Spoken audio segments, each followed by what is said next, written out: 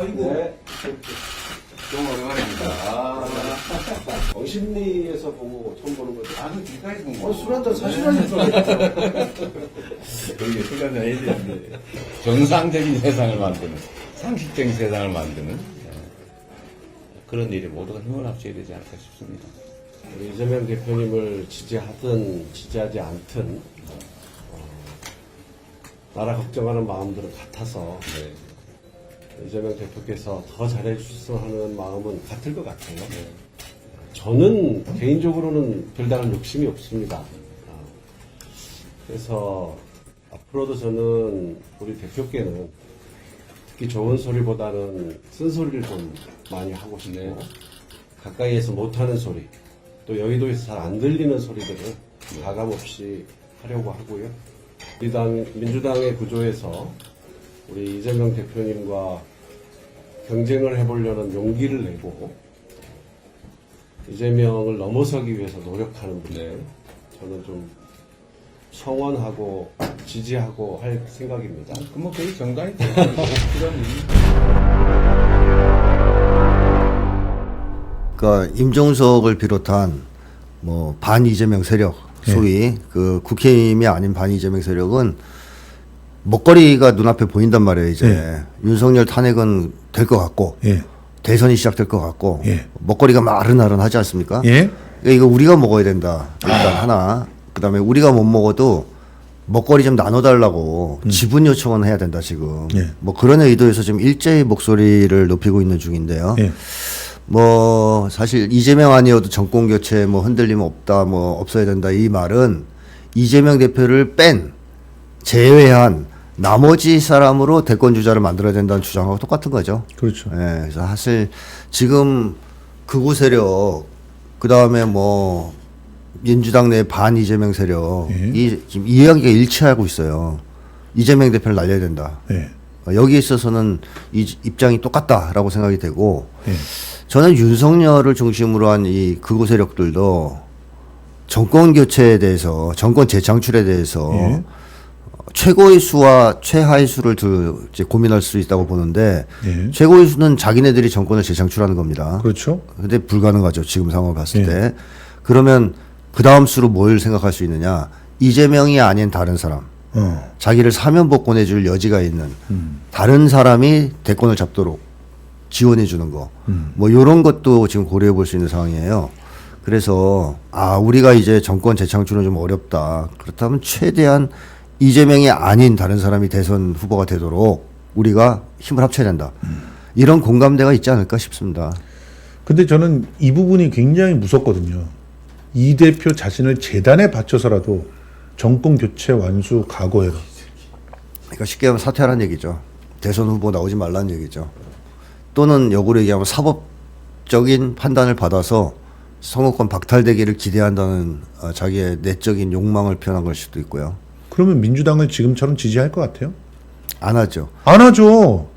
그러니까 저 사람들이 지금 이재명 대표 흔들기를 하는 사람들은 제가 볼 땐 시대를 완전히 잘못 읽고 있는 사람들이에요.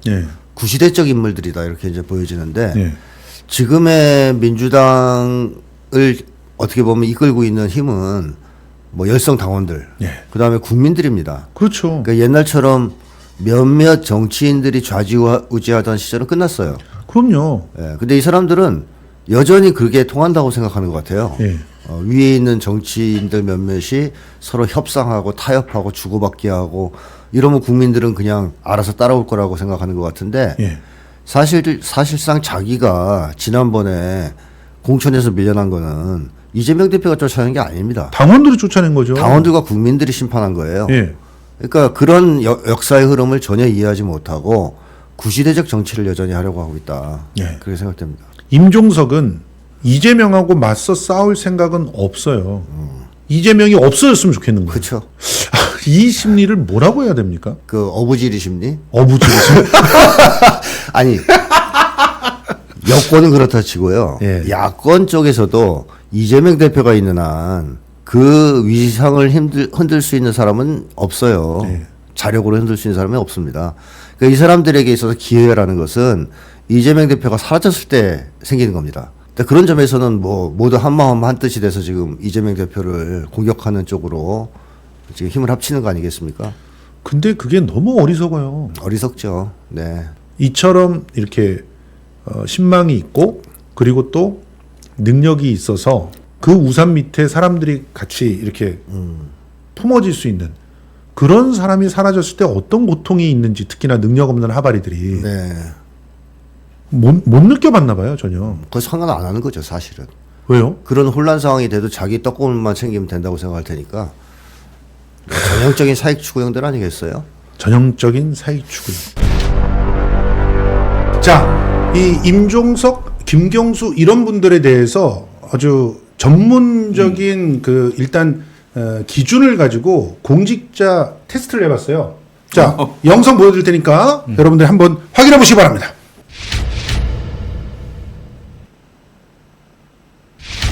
김성수 TV의 쇼츠입니다. 이거 평가하는 알고리즘에 따라서 나온 결과물인데요. 이재명이 96 지수고, 그다음에 추미애가 78이죠? 78이죠. 김경수가 마이너스 18, 김두관이 마이너스 25, 김부겸이 마이너스 37, 김동연이 마이너스 40. 마이너스 40, 임종석이 마이너스 47. 네. 자, 우선 플러스와 마이너스를 설명드리면 마이너스는 공직을 하면 안 되는 사람들입니다. 공직을 하면 안 되는 사람. 공직에 나오면 안 돼요. 예. 왜? 자기 이익을 추구하기 때문에. 공직은 무조건 자기 몸을 헌신해서 국민에게 봉사하는 자리입니다. 네. 국민이 뽑아서 머슴으로 일을 시키는 거예요. 네. 그 일을 시키기 위해서 어마어마한 자원을 투자하잖아요. 세금을 갖다 쏟아붓잖아요, 이 사람들한테. 그런데 자기 이익을 챙기고 있다고 지금. 네. 그런 사람은 나오면 안 됩니다. 근데 요 플러스로 되면 한국 문명을 발전시키는 사람들이죠. 자기를 헌신하고 자기를 던져요, 이렇게. 그래서 국민을 봉사하는 자리라는 걸 확연히 알고 있죠, 이 사람들은. 윤석열을 알고 싶은 사람들도 있을 텐데, 그 참고로 말씀드리면 마이너스 160. 알고리즘이 있는데, 그걸 보니까 160 나온 거예요.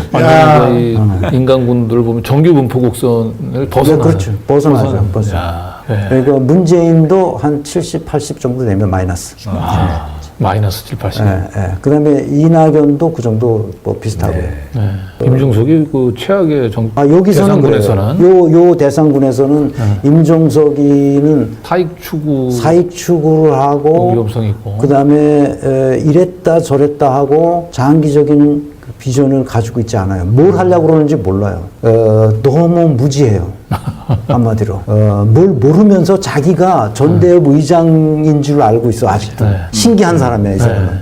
전대협 의장에서 벗어나지 못하고 있어요. 그동안 사회가 얼마나 바뀌었는지를 전혀 이해하지 못하고 있습니다. 심각한 문제가 있어요.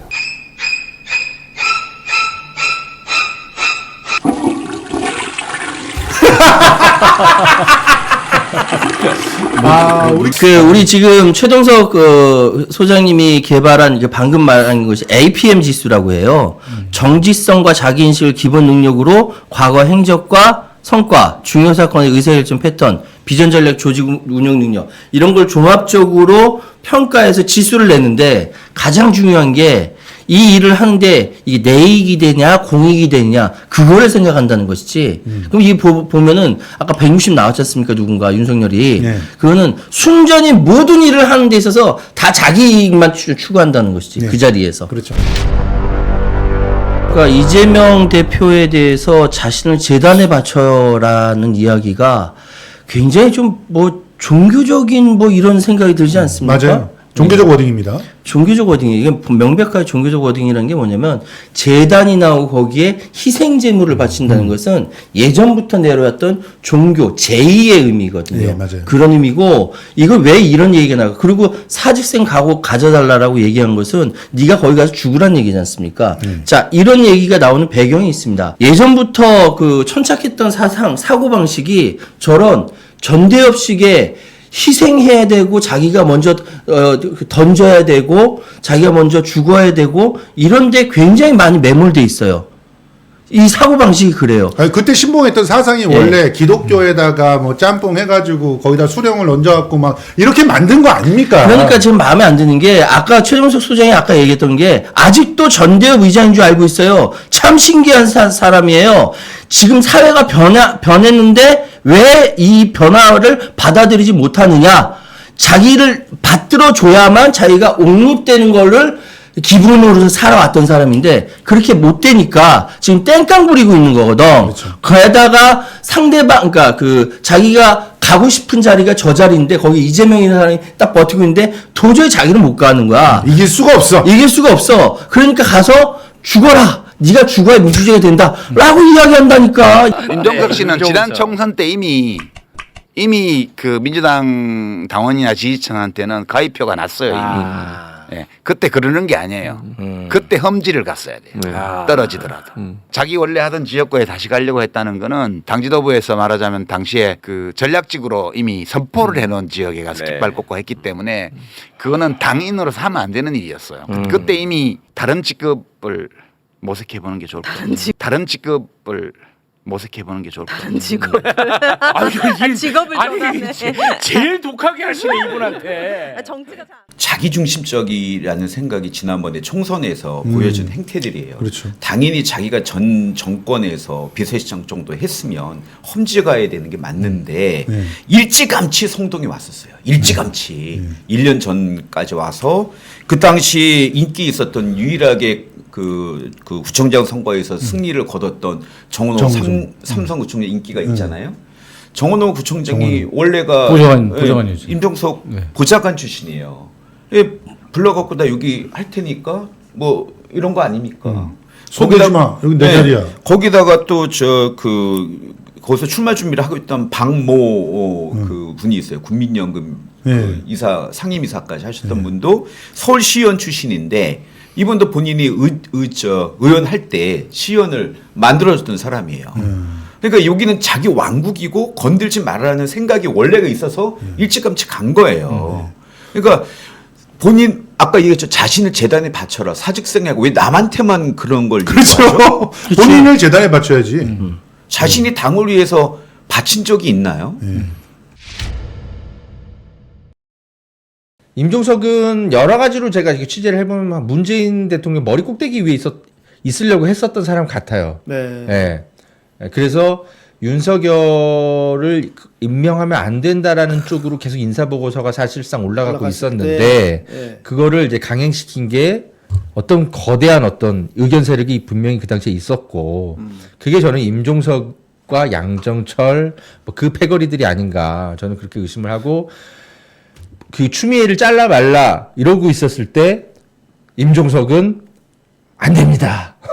끝까지 임기를 보장하셔야 됩니다. 이런 조언을 당연히 안 했을 거고.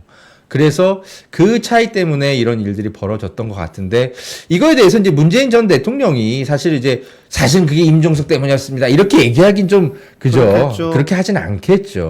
그런데 이거를 다 이렇게 설명하는 방식이 있습니다. 예를 들면 이제 뭐 다른 사람을 통해서 뭐 자서전을 쓰게 한다거나 아니면은 뭐 기자의 취재에 뭔가 질문에 이런 그 기회가 왔을 때 뭔가 이렇게 간접적으로 좀 이렇게 얘기를 하신다거나 여러 가지 방식이 있을 텐데 단 한 번도 그런 이야기를 하지 않고 저는 이제 사실은 그래서 이제 그런 기대를 이 조국 수석에게 사실은 해서 저는 그 취재를 좀 했던 거예요. 왜냐하면 조국 장관은 되게 억울한 게 있었을 것 같다고 저는 생각을 했거든요. 본인 뜻과 달리 윤석열 검찰총장이 임명이 됐고, 억울하게 검찰의 이제 표적이 되어서 그렇게 오랫동안 고통받았고 했기 때문에 문재인 대통령의 판단을 그르치게 만든 세력에 대해서 이렇게 허재현이라는 기자가 나서서 취재를 나서면 어느 정도는 좀 설명을 좀 해서 뭔가 이렇게 좀 국민들이 이렇게 평가하고 다시는 이런 일이 벌어지지 않도록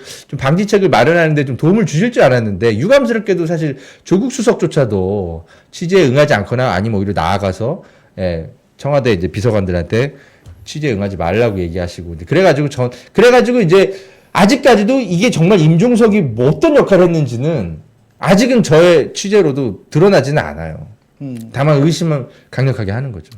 그러면 허 기자님이 이야기하신 걸로 보면은 임종석이라고 하는 사람이 우리 시민들이 알고 있는 것과 다르게 그런 친문 세력들의 중심에 있다고 해도 과언이 아닐 정도로 여전히 힘이 있고, 그래서 어찌 보면 지금 막 언론에다 대고 떠들고 페이스북에 쓰고 이러는 것도 그런 차원에서 움직이고 있다, 이렇게 보면은 한편으로 이해가 되는 것도 있네요. 저는 거기서 더 나아가서 이제 친문 머리 꼭대기 위에 있다. 우린 다른 세대다라고 생각하는 게 저는 임종석이라고 생각해요. 그러니까 문재인 전 대통령은 일종의 이제 70년대 민주화 세대잖아요. 그렇죠. 박정희 정권에 맞서 싸웠던. 근데 임종석은 그 이후 세대잖아요. 전대협 세대잖아요. 네. 그렇기 때문에 과거 낡은 지도자이고 이제 새로운 지도자가 이제 등장해야 되는데 그게 이제 전대협 세대라고 이 사람은 그렇죠. 생각한 것 같아요. 그랬죠. 그래서 네. 이분은 친문이라기보다는 그냥 문재인 전 대통령의 영향력을 활용해서 본인 정치를 하려고 하셨던 그 그룹들이 아닌가. 이용하려고 하고. 네, 저는 그렇게 보고 있습니다. 그러니까 김경수랑은 약간 또 결이 좀 달라요. 네, 말하는 그 이제 그 뭐랄까 좀 단어들의 조합이라고 해야 될까? 단어 선택이 있어서 김경수 전 지사는 주변 사람들에게 이렇게 설명을 해요. 저는 노무현 대통령을 지키는 사람입니다. 그러니까 비서의 역할을 정말 충실하게 항상 설명하면서 그렇게 얘기를 하는 반면에 임종석은 좀 달라요, 결이. 문재인 전 대통령도 모르게 문재인 전 대통령 모르게 뭐 어떤 무슨 장관 인선을 잘라버리거나 그래갖고 문재인 전 대통령이 극 대노에서 호출하고 막 이런 에피소드 있잖아요. 맞아요. 지가 안경환 법무장관. 임종석은 한마디로 지가 왕이네. 네, 그런 에피소드들이 너무 많은 거예요, 임종석은. 근데 김경수 전 지사를 제가 뭐 편들려는 건 아니지만 김경수 전 지사의 에피소드들 제가 계속 추적해 보면. 노무현 대통령 머리 꼭대기 위에 있거나 뭐 문재인 전 대통령 뒤통수를 치거나 뭐 이렇게 했다라는 워딩 같은 거는 저는 아직까지는 저는 입수가 안 돼요. 그런 면에서 봤을 때는 근데 임종석은 그런 에피소드가 자꾸 막 수집이 돼요. 그래갖고 문재인 전 대통령이 화가 나가지고 임종석 막 불러들여갖고 너 뭐하는 짓이야 막 이렇게 가락을 치고 그래서 임종석은 그냥 문재인 친문이라기보다는 친문을 발판으로 삼아서 자기가 대권 의지를 계속 꿈꿨던 분이 아닌가. 저는 이제 그렇게 좀 의심하고 있습니다. 본인이 젊을 때 그 신뢰했던 수령론에 의하면 본인이 백두혈통이고 수령이기 때문에 전대협 부장, 코너의 전대협 부장. 여러분, 우리가 알고 있는 것과 다르게 임종석은 젊은 시절부터 의장님에서 완전히 진짜 북한의 백두혈통하고 똑같이 스스로 생각했어요. 근데 그게 지금도 썩어 빠진 생각을 아직도 가지고 있다. 그러니까 이해가 좀 되네요. 섬뜩하네요. 말이 됩니까? 내가 그 백두대간 혈통이 이거 무슨 막 닭살도 나 어떻게 그런 생각을 하고 살았어. 약간 농담이 섞여 있는 거. 너무 무지해요. 한마디로. 뭘 모르면서 자기가 전대협 의장인 줄 알고 있어, 아직도. 신기한 사람이야, 이 사람은. 전대협 의장에서 벗어나지 못하고 있어요. 그동안 사회가 얼마나 바뀌었는지를 전혀 이해하지 못하고 있습니다. 심각한 문제가 있어요. 신기한 사람이야, 이 사람은.